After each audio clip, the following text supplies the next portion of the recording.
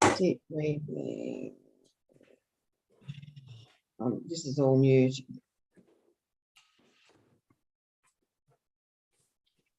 Hello, everyone, and welcome to Angel Heart Radio. I'm Annette McCoy, always delighted to be with you, even if a few minutes late today. And joining me live from the USA is Maureen St Germain. And Maureen, we're going to be talking about living our best life in 5D. We're on, Maureen. Okay, I know that. And so I'm waiting for you to tell me if you want me to answer something or say something about myself. I wasn't sure. See, look, you're even more prepared than I am. Well, yes, some of our watchers will be aware of you. Others are probably looking at you for the first time. And how exciting is that? Do you think? But I've been on your show so many times. So what would you like to tell us about yourself? I'd love for people to find out about my new book, Mastering Your 5D Self. This is the latest foray into the 5D world. Before that, I wrote Waking Up in 5D, which has won several awards. This just, the Beyond the Flower of Life just won a big award. This is a re-release of a book that was out for 15 years, and Inner Traditions picked it up, and it just won a bronze award for Book of the Year in iconic books. In other words, every book that's ever been printed, I'm competing with who entered this particular thing. And then, of course, a lot of people know me from my book, Akashic Records, Opening the Akashic Records. And I teach that, and I'm teaching that all over the world. And I do have students from all over the world who come to my classes. And so another thing you can do is join my membership group, which is a small fee, but every month we meet with people who are like-minded. And a lot of times it's channeled messages and really interesting information. So those are kind of the things I'm doing now. Plus, we're still accepting applications for the Ascension Institute. And I have my fingers crossed that we're going to get to go to Moorea. We have a few signups for that trip, but not enough to make it happen. And I'm hearing on the grapevine that the airlines are charging a lot more for flights. So, you know, it's a big slice of someone's money for them to do that. So I don't know what'll happen there. But aside from that, I've been busy with book writing and recording the new book for audio version. I'm so amazed at how many people do listen to the book on audio. You know, I'm from the generation of readers, so I'm not used to that, and that's exciting. So, you know, we're settling into our home in Arizona, and it seems like I'm busy every day. I'm teaching in China right now, early in the morning. So it's my happy time. You are a very, very busy lady. And what interests me is the fact that the last 2 years certainly hasn't stopped you at all. And it's given you, as well as other people, the opportunity to work with people all over the world. You used to travel to places, and I'm sure you will again. However, at the moment, you do it across the internet. And boy, has the situation in the world, it's really given us a lot of opportunities, hasn't it? Yes, you've set up your school, and I'm sure you probably thought, yes, it was going to be a building, and how's this going to happen? I'm sure it will be a building down the track, but at the moment, it's certainly working really, really well across the airwaves. That's all true, and you're absolutely right. I truly didn't. I'm just showing up. You know, I keep being pulled into opportunities and programs that I am forever amazed For those of you who don't know, I did set up a school. I was given a gift of funds that would inspire me to set up a school in Sedona. I like to say it was enough money to buy a nice car, but it was not enough to set up a school. But when people make a gift like that and they get a message saying, tell Maureen St Germain to open her school in Sedona and give her, the sum of money, and then they follow through, that's pretty substantial. And that came through someone's meditation. So I'm very, very grateful for that. And it kind of motivated me to be here because I love Arizona, but I did not anticipate being in a place like Sedona because it's a 2 to 3 hour drive to get to the Phoenix airport. Mhm. And in all my dream boards that I have done over the years, where I wanted to live and what the environment was, I always had, near to an airport. Well, there's a small regional airport about 1.5 miles from my house, and we see planes taking off every day, but you have to own a plane to use that airport. Right. So the joke's on me. Perfect. Now, Chrissy has joined us from Trinidad. How exciting is that? Thank you so much, Chrissy, for letting us know that you're here, because I know that we have quite a large audience and people tend to listen while they're doing other things. Some people take the opportunity to sit and have a cuppa, which is a really good idea. Mm-hmm. Like we're doing, Maureen. So yeah, I'm very fortunate. The work, it continues to grow and evolve. The understanding of becoming fifth dimensional has continued to grow and evolve. And I feel like I'm learning something every day, which allows me to share it with others. That is right. Now, we're going back to your book, the latest one, about being mastering your 5D self. That one, yes. I love the question, am I resisting? What was it? Am I in resistance about anything? I don't think you are, but I think it's a great question to ask yourself, because a lot of times we are in denial or we don't know that we're in resistance about something. And as we, what's the word I want? As we move into more self-awareness, mm-hmm.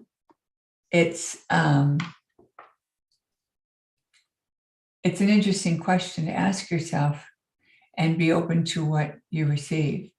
Another question that I like to ask people to ask themselves is, tell me when I'm not telling the truth.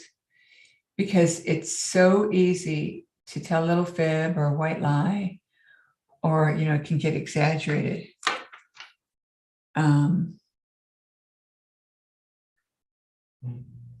So.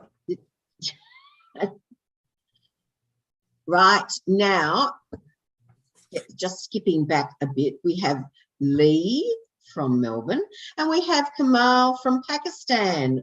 Whoa.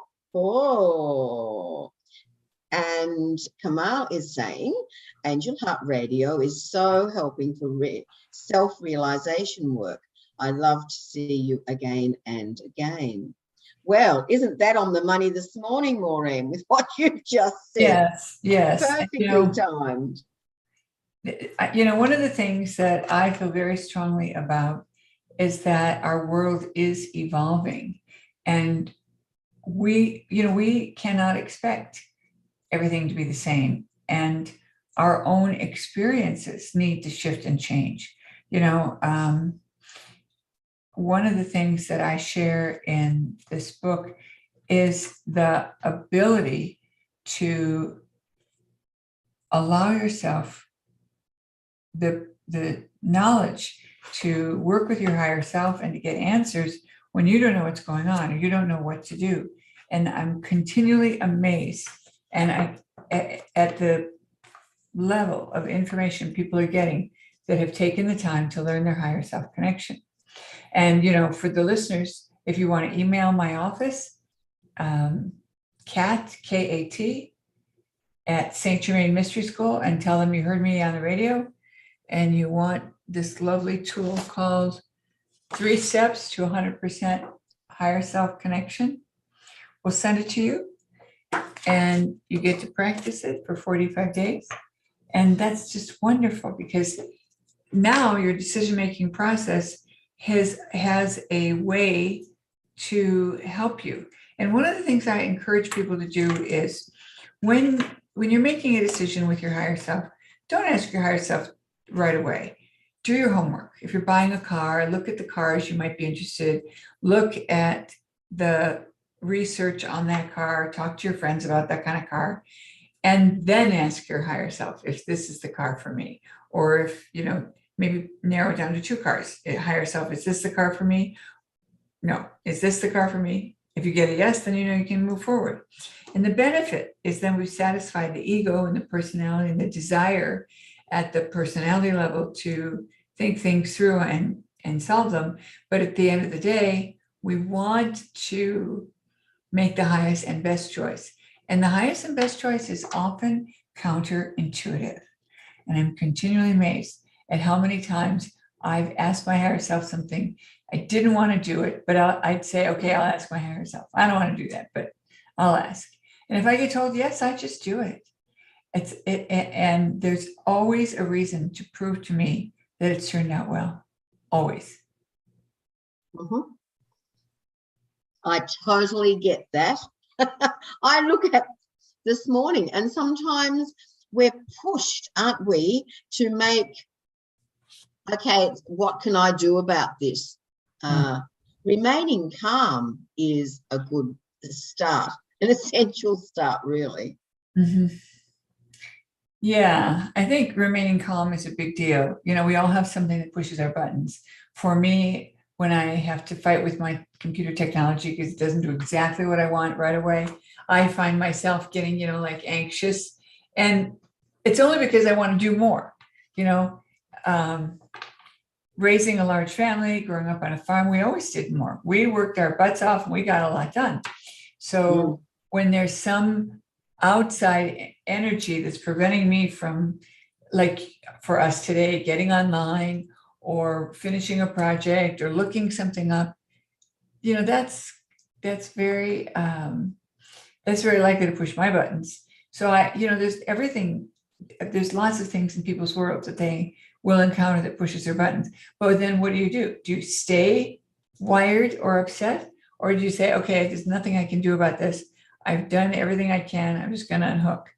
And that's a challenge, but we can do that. Yes, a timely reminder, isn't it? Because it is up to us how we choose to respond to any situation or any feeling. Mm-hmm. It's true. And I think choice is the number one word of this cycle that we're in. We do have a choice. We always have a choice.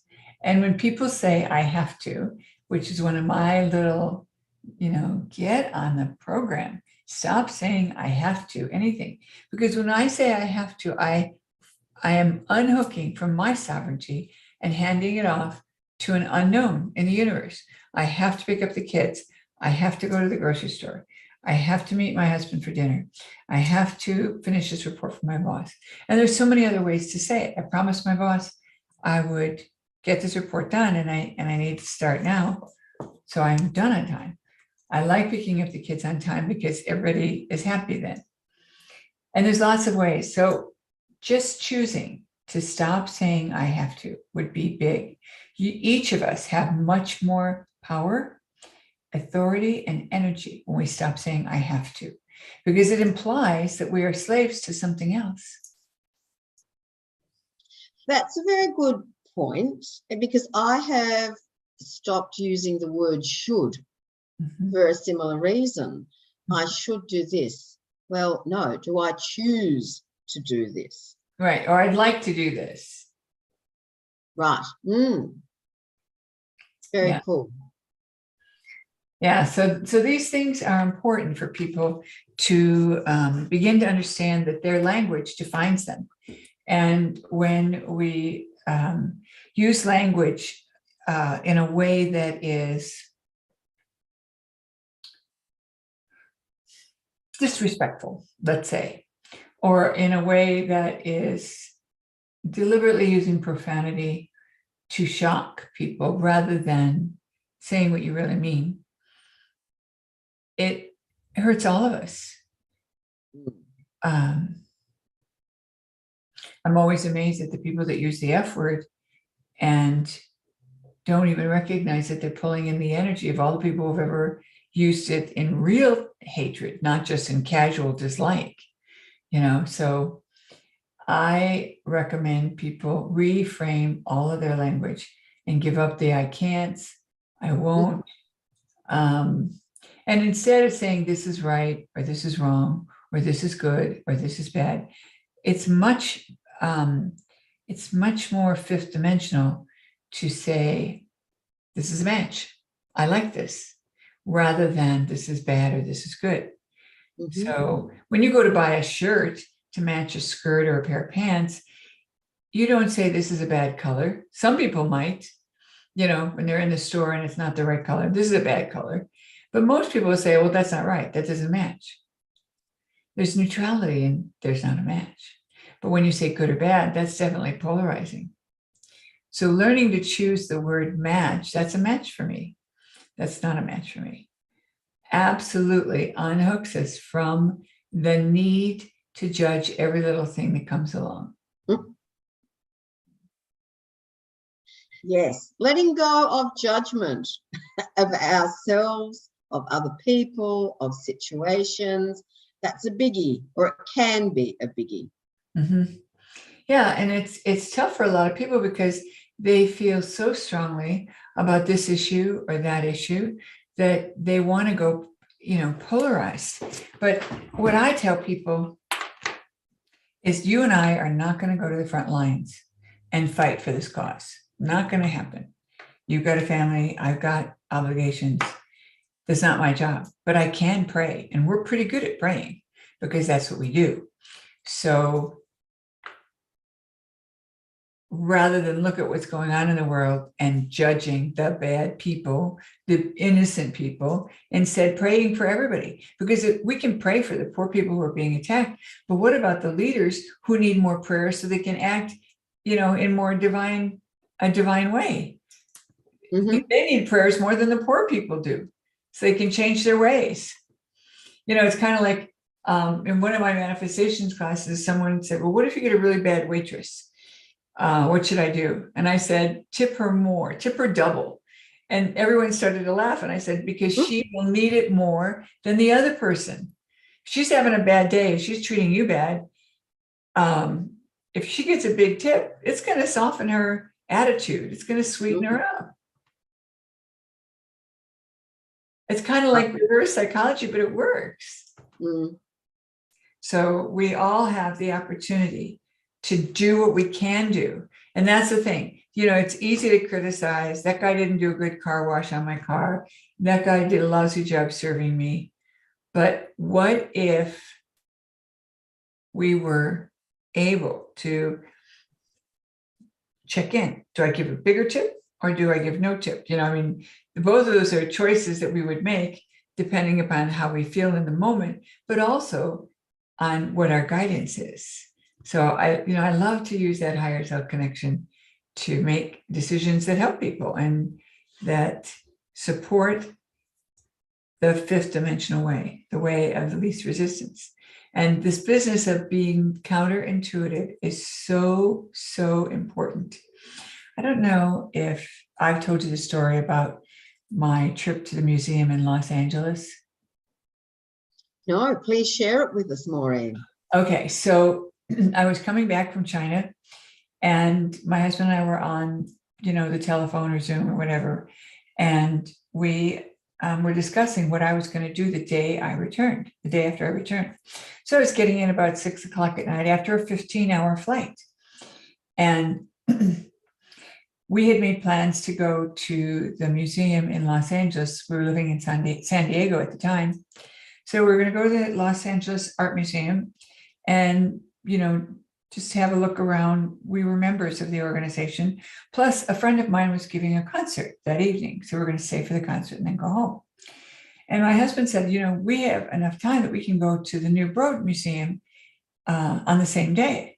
We'll just leave at 6 in the morning, get our breakfast on the road, eat in the car, drive for 2.5 hours to get to LA, and then stand in line for an hour to get into this brand new museum.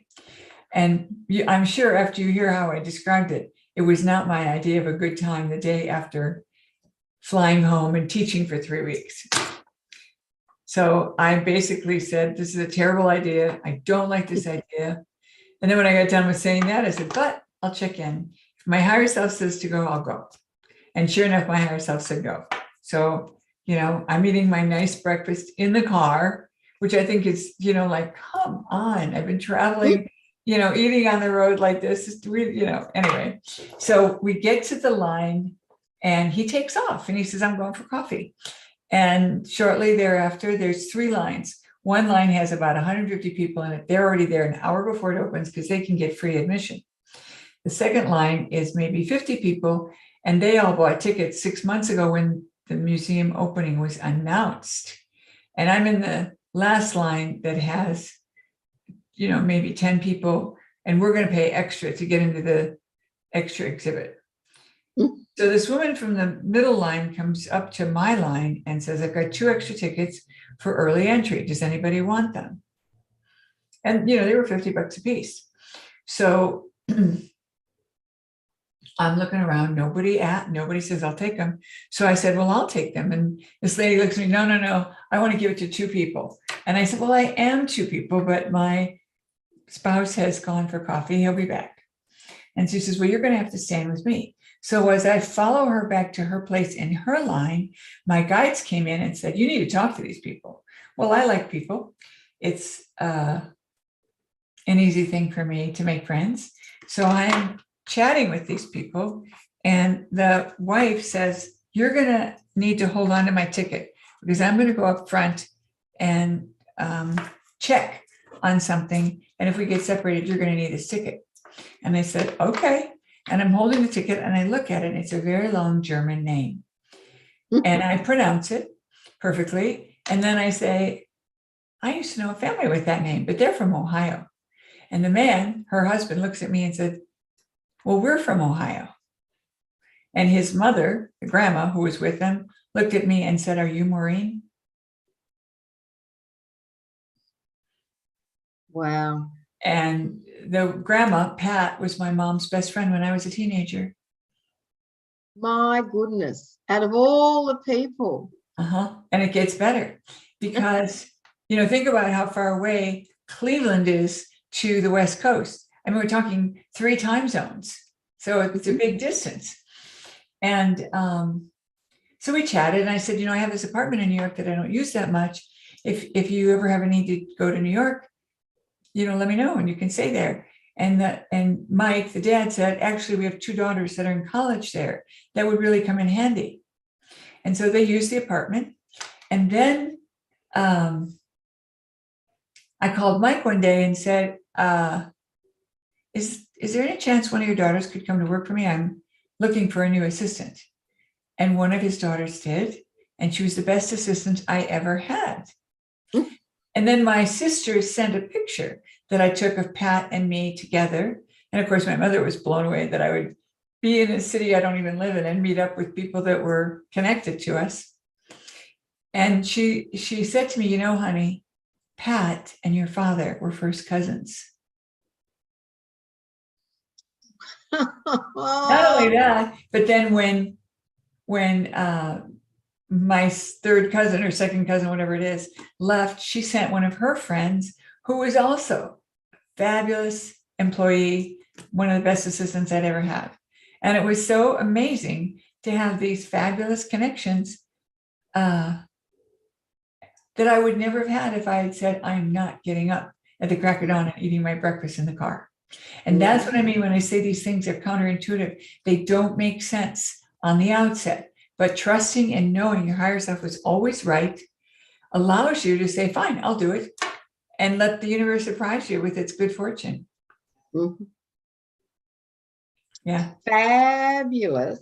Now, Yeah. Chilla has joined us from LA. And she says, I can relate with people, situations that push our buttons. I just finished a meditation to release and dissolve the hurt from the words a friend said. It doesn't mean I'm going to keep quiet, but stand up for myself, but in a constructive way. But I need to speak up and not let this pass like I did in the past. Yeah, because then it brews. But I will also say to you, as you tell us about that, there are some friends that will take offense no matter what you say. So your bringing it to her attention may cause you to have a blow to the heart, even bigger, because your friend may not think she's done anything wrong, and she'll deny that she has. So be careful what you say. It may make it bigger than what you had hoped. And it doesn't mean you're not supposed to say something. It simply means you are prepared for a bigger level of rejection. I certainly hope it doesn't happen, but I've seen it happen because people who are insensitive and say things that are hurtful don't know that they're doing it. And when you confront them, they're in complete denial. So it doesn't take you anywhere. I had this happen to me once where a friend wanted me to go with her to a concert, and she lived an hour away in another city. And we made plans. I saved the date. I was going to drive over there and then go with her to this event. And I called her to reconfirm everything, closer to the event. And she said, well, I sold the tickets to somebody else because I'm moving. And I said, well, have you found a new place? No, but I'm still looking and I'm kind of busy. And I said, well, why didn't you let me have the tickets so I could bring someone? Mm-hmm. Well, I already sold them. People do stupid stuff.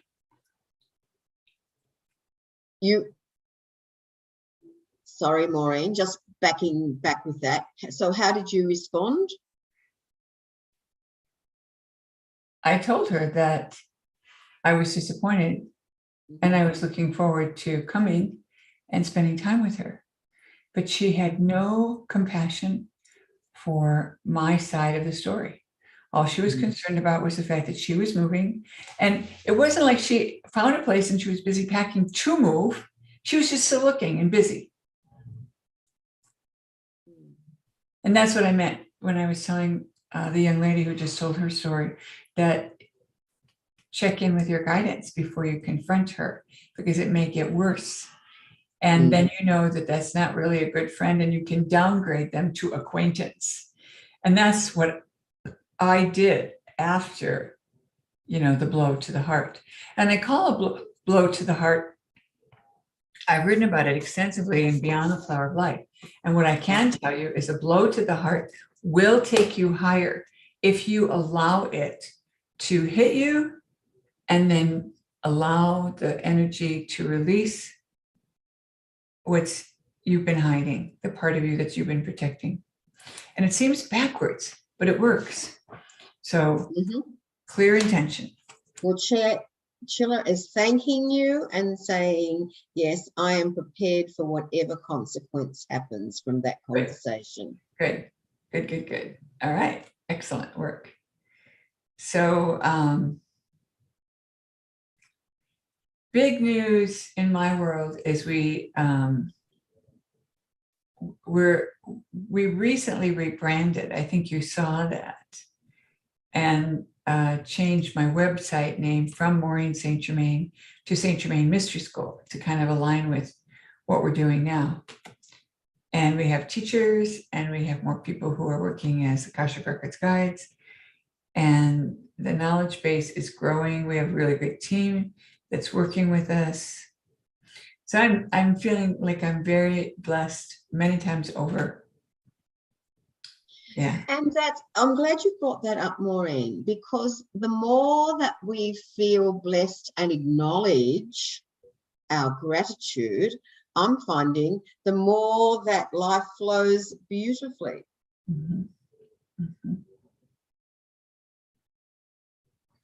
We you and I, have had such a long, gracious friendship. And that all came because we both had this feeling, I should know her. I need to meet her. And we both had the same thought. I need to meet this woman. So we both made an extra effort to find a window of time to get together. And at the time, we said, we don't know what's going to come of this, but we felt it was important. So we did it. And I have loved the friendship and the things I've learned about the things you have done with your life. And certainly you've seen a lot of what I've done with my life. And I'm continually amazed. I'm prepared to be amazed again, over and over. So. Well, I do believe that the universe brings those who we need to know it together. And the stories are incredible, aren't they? When you think of how we met originally, and then we met again on a tropical island, and it's through your influence that I'm involved in Angel Heart Radio, because I can remember you standing with a mobile phone on this beautiful island in Tonga, very, very remote, conducting a radio show. And I thought, well, if Maureen can do that, I can do that. And so then I did one from that same space a couple of years later using a generator. I mean, how amazing. I was very fortunate. And, I was on a borrowed phone, and, our host, Doug, and I went into town and I bought an extra chip for his phone. And when I was making calls, I was on the chip I had bought. And when he was doing calls, he was on the chip he had bought. It was amazing. Yeah. Yep. When we're meant to do something, it certainly happens, which is fabulous. Mm-hmm. May I ask, make another comment? There's a couple, actually. Letting go of stuff. You mentioned that in your latest book. And I noticed that a lot of the people who I mix with are saying, it's a lot of downsizing, and they realise that I guess it's our age group. They're downsizing and they're aware, oh, well, what am I going to do with all of this? When something happens to me, my family are just going to ditch it. So what do I want to, how much do I want to keep, et cetera, et cetera? Yeah, I've had to downsize a bunch of times in my life. Mm-hmm. And I remember when I went from a very large house to a house half that size, and then from a half size house down to a 1-bedroom apartment. I remember thinking, well, we're letting it all go. It's going to come back somehow, some way. And to think that I moved into a big house in Arizona, which I did not have on my game plan, but the universe wanted me to have it, and it came together with grace and ease.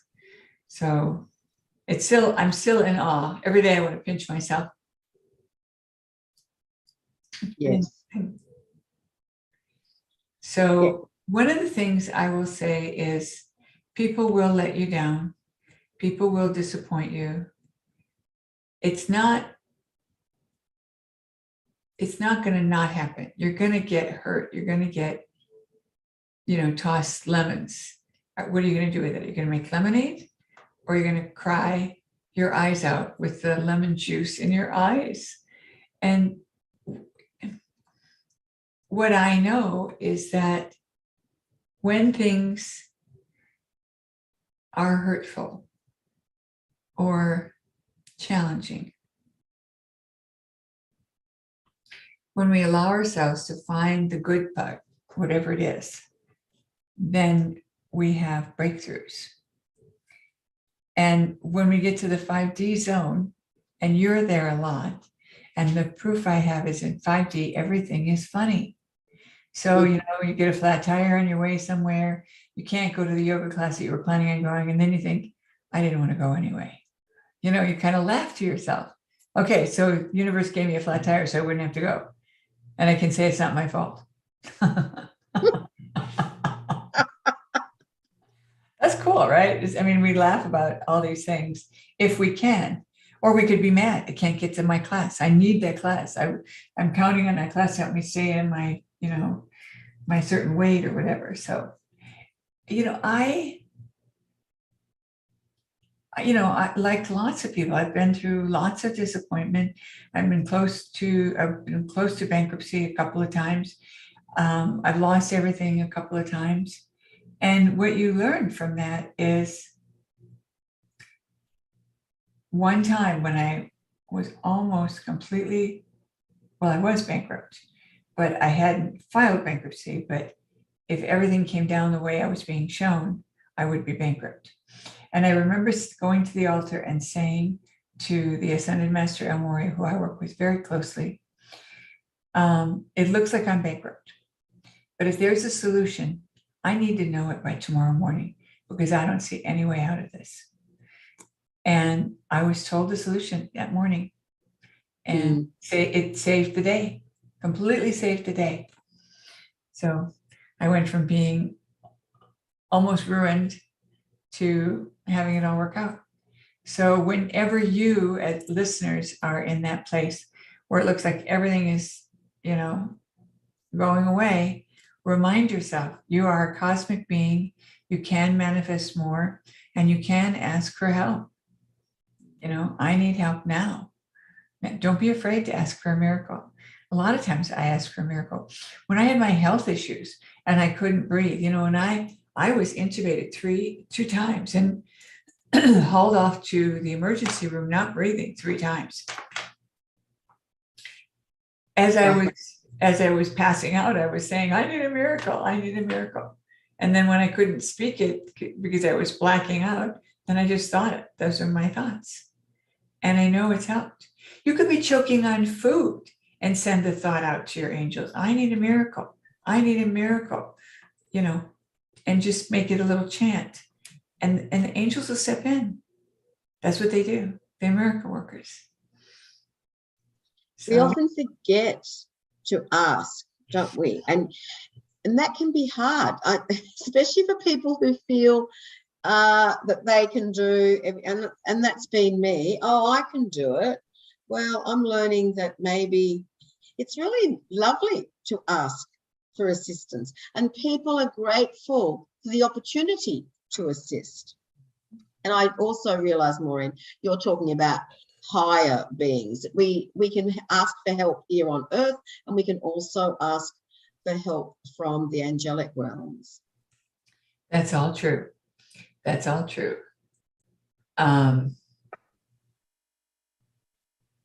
There's no shame in asking. And the other thing that the angels and the guides have been telling me is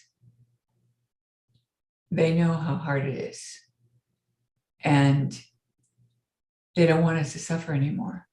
So they expect us to ask for help. And if we don't ask for help, it's because we're being prideful or stubborn. So there's no reason to not ask for help anymore, because what we're doing, what we're going through in this planet right now, what we're dealing with globally and locally is hard for everybody.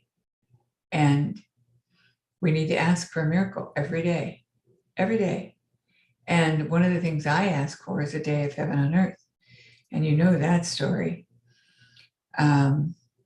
So every morning I ask for a day of heaven on earth for me and everyone I'm in contact with and everyone I'm in contract with. And that contract work business is pretty cool because it means that my arrangement with you to come on the show, my webmaster who I might not talk to every day, those people are covered. And what about the people that I'm in contract with that I don't know I'm in contract with?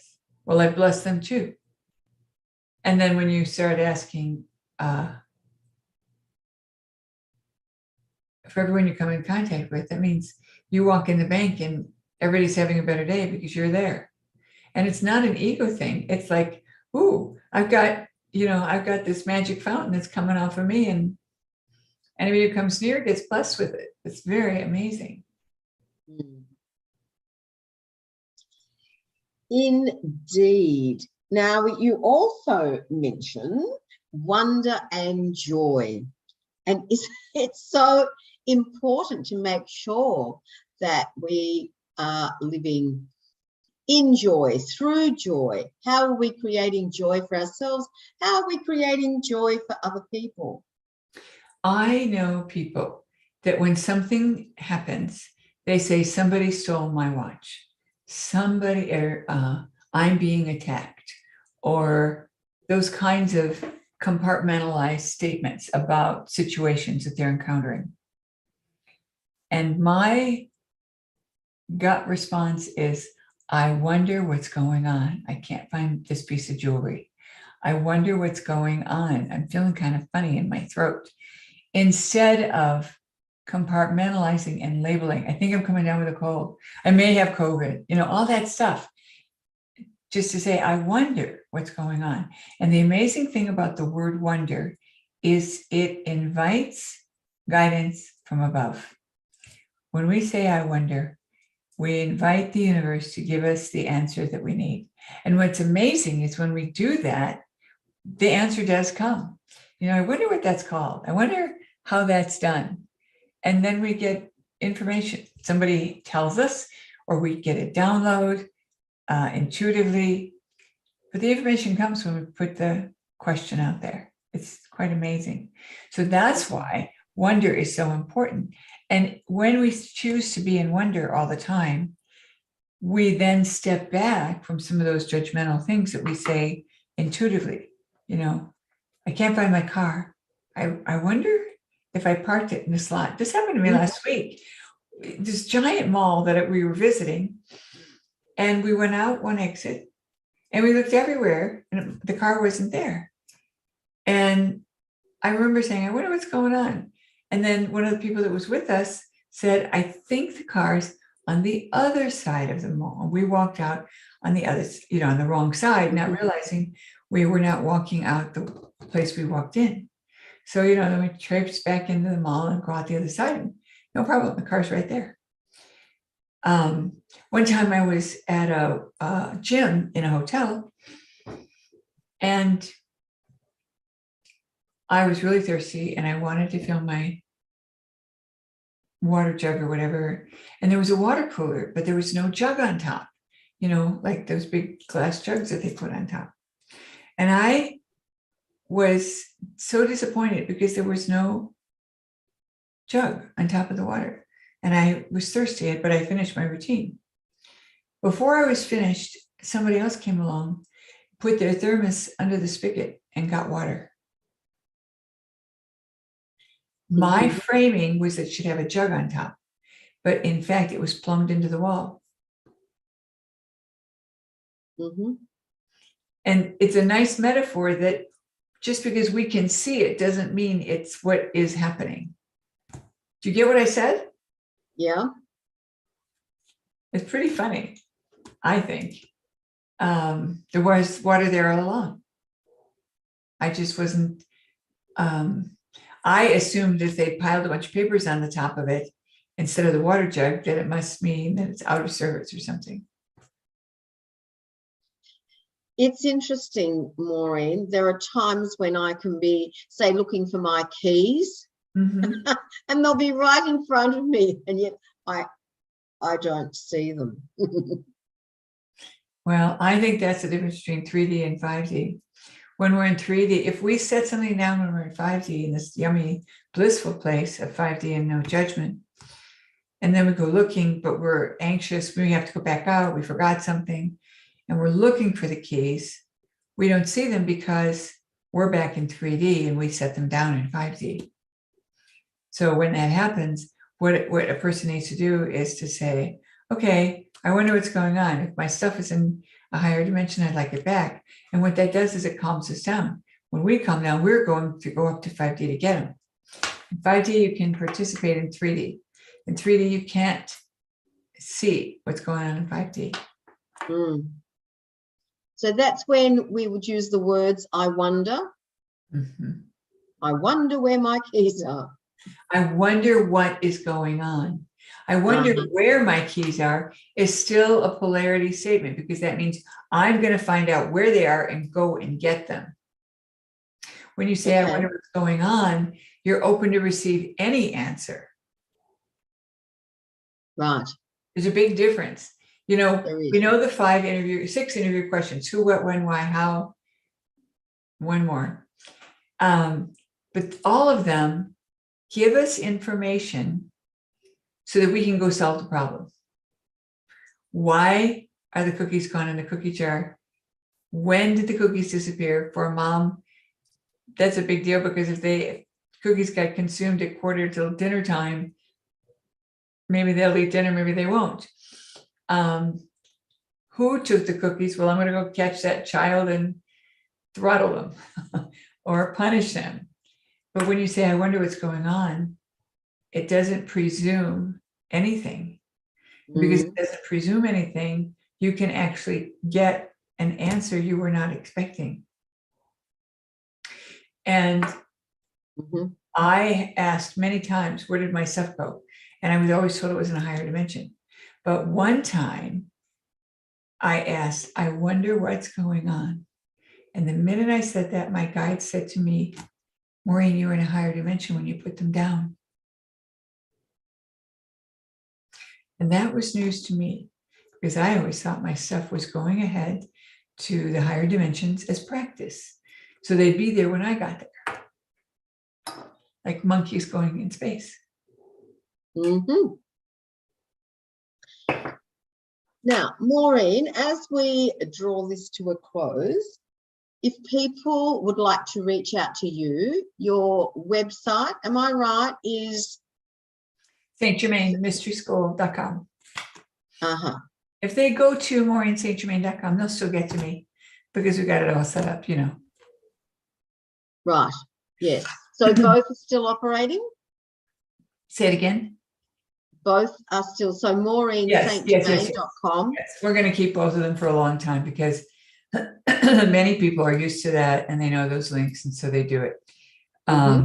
We always have something free on the website. So if you go to the website, you can download Divine Government Meditation. I also have a prayer called Prayer Before Surgery that's free on SoundCloud. And that's a wonderful meditation for anyone who knows they're going to have surgery of any kind. Every month I have a new blog post with new information, and then usually some kind of free guided meditation that we put out there. So, you know, just getting on our mailing list, you're going to get lots of good stuff that you can use to help your spirit stay happy and to find your way in life. And people can sign up for your newsletter as well. There's so much. I know that you have always been very generous with what you offer as freebies. And when people sign up for the newsletter, they get to know firsthand opportunities that are there. So I do encourage our audience, if maybe you have never looked at, you're yet to look at Maureen's sites, take yourself on a journey and then ensure that you check at least once a month, because there's always something new there. Yeah. If you sign up for the newsletter, we actually send you an announcement that says the newsletter's up, and they give you a little bit of it so you can kind of have a teaser. Yeah. I missed that, sorry. Oh, I was saying, if they sign up for the newsletter, then every month we will send them a reminder with a little bit of the blog post, so they know what it's about. That helps them decide if they have time to read it. Fabulous. Maureen, thank you ever so much for being here. And thank you to our audience. May I remind you all that these shows should never replace your legal, medical, nor professional advice, nor your own sound judgment. And I will also remind you that next week is a little, shall we say, what's the word? Hiatus for myself. I'm going to be on holiday in the north of Australia, and Janet Hickox is going to be spending time with her family. Very special time. So whatever you, of course, you can always come onto Angel Heart Radio and choose a video anytime you like. You might like to watch a rerun of this one, because Maureen has brought up some very, very important points, as you always do, Maureen. Thank you. Thank you, thank you, thank you. Thank you, audience. Bye for now. Thank you all.